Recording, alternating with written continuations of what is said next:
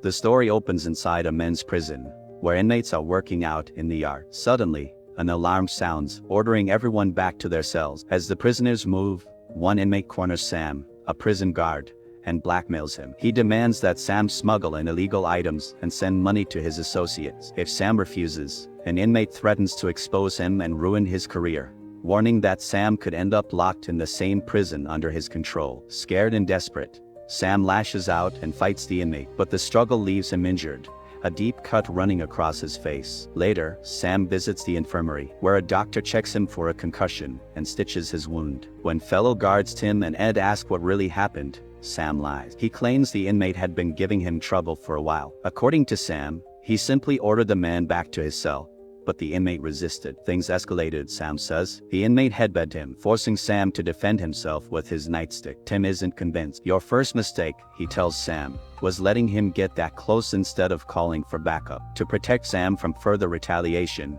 the guards decide to move him out of the cell block and assign him to the tower. Days later, Sam is on the prison rooftop, scanning the yard through a telescope. Something catches his eye: suspicious movements among the inmates. Within moments, a brawl breaks out. Sam slams the emergency alarm. Guards rush in, armed with tear gas, while others take positions on the roof. The tear gas canisters explode, forcing several inmates to the ground. Still, the fight rages on until warning shots are fired into the air. Finally, the prisoners drop, but chaos erupts again when two inmates suddenly gang up on another. Fully geared guards storm the yard, pinning prisoners and tying them down one by one. From above, Sam realizes his mistake, but it's too late. In the aftermath, Warden Mills meets with Tim and Ed. They discuss Sam's role, especially after the earlier incident with Daryl Johnson, the inmate who threatened him. Mills decides Sam can no longer stay in the tower. No, the warden says firmly, we need to move him out of here. This isn't about punishment. It's about protection. They will kill him if they get a chance, and you know it. After the riot,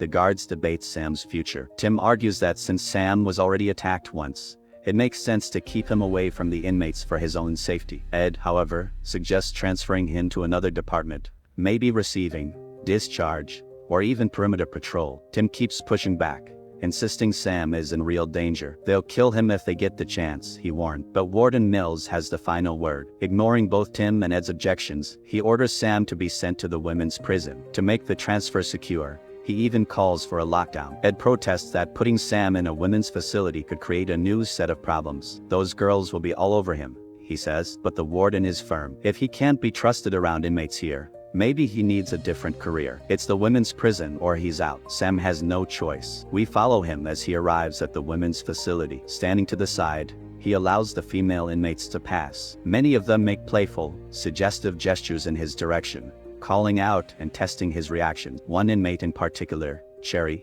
takes notice of him immediately. She flirts openly, even whispering, I need a search, Daddy. The interaction doesn't go unnoticed. Maram Meski, an instructor at the prison, quickly steps in. Suspicious, she asks Sam who authorized his transfer. Sam explains it was for his own protection after an incident in the men's prison. Maram warns him sternly, don't think these women are any different. They'll try to use you just like the men did. During one of Maram's classes on human evolution, Cherry can't resist testing boundaries. Sitting at her desk, she positions a small mirror to secretly watch Sam, who stands quietly at the back of the classroom. Later, in the break room, Sam chats with fellow guard. Comparing his first day here to the men's prison, he laughs that it felt like a vacation. The men's block was like a jungle, he jokes, but the other guards cautioned him not to underestimate where he is now. Wait until bedtime, one of them warns. That's when the crying starts. They'll pour their hearts out, tell you every sob story, fake or real. They'll complain about the guards, say we spy on them when they change clothes, anything to get under your skin. Another adds, don't think it's just the male officers. Corruption goes both ways. This place is dangerous,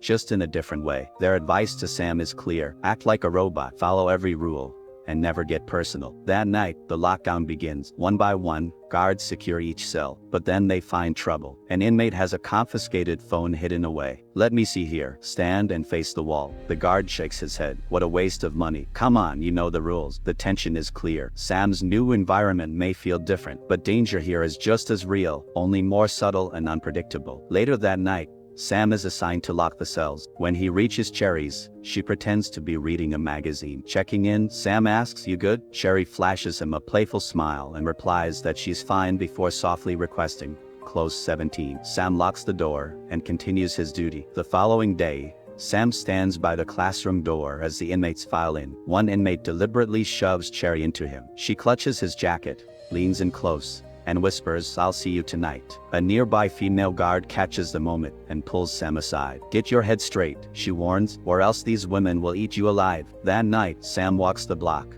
instructing inmates to turn off their lights. As he approaches Cherry's cell, he freezes. She's lying on her bunk, exposed, watching. His emotions betray him, and he stares longer than he should. Neither realizes that hidden cameras are capturing every second. The next day, in the control room, Cherry acts strangely, clutching her side. She claims she's in pain and asks to be sent to the infirmary. When Sam comes closer, she winces, saying, "It's my side, maybe a stretcher." But then she insists she can walk. On the way, Cherry suddenly pulls Sam under a stairwell, a blind spot with no camera. "Nobody can see us here," she whispers. Sam resists at first, but Cherry pushes harder. His hesitation crumbles, and he gives in. Then everything shifts. Cherry turns violent. She pulls out a sharpened pencil and stabs Sam repeatedly in the neck, over and over, until he collapses. She screams for help, crawling out from under the stairwell, pretending she survived an assault. To everyone watching, it looks like she fought off a guard who tried to rape her. Sam's inexperience and misplaced trust made him the perfect target. The inmates,